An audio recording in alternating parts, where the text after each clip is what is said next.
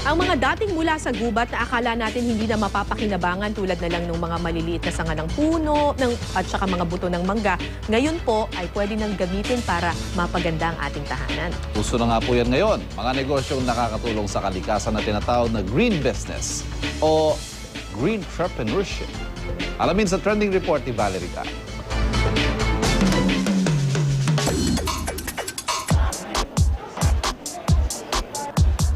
Wall art, drop ceiling, tiles, lamp, at stool.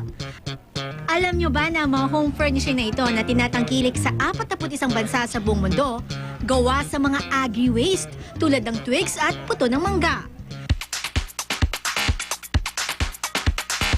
Sa nakaraang 2014 National Science and Technology Week, ipinakita ang iba't ibang natatanging likha ng mga Pinoy. 1997 pa sinimula ng inventor at negosyanteng si Pete Delantar ang kanyang negosyo.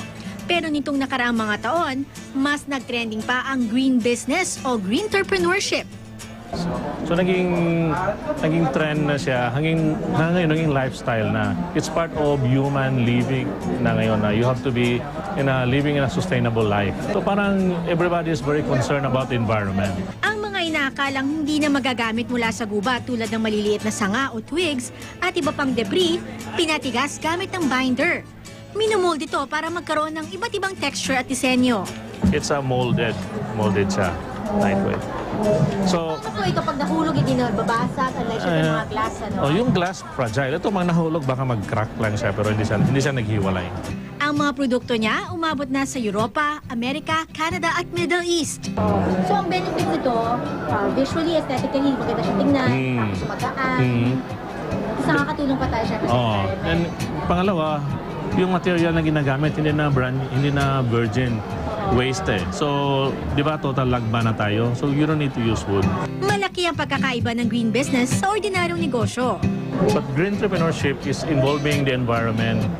You involve your business and outside your business. Di ba kasama na yung social responsibility? Are you producing something that hurts the environment? Maaaring kumita habang nakatutulong sa kalikasan.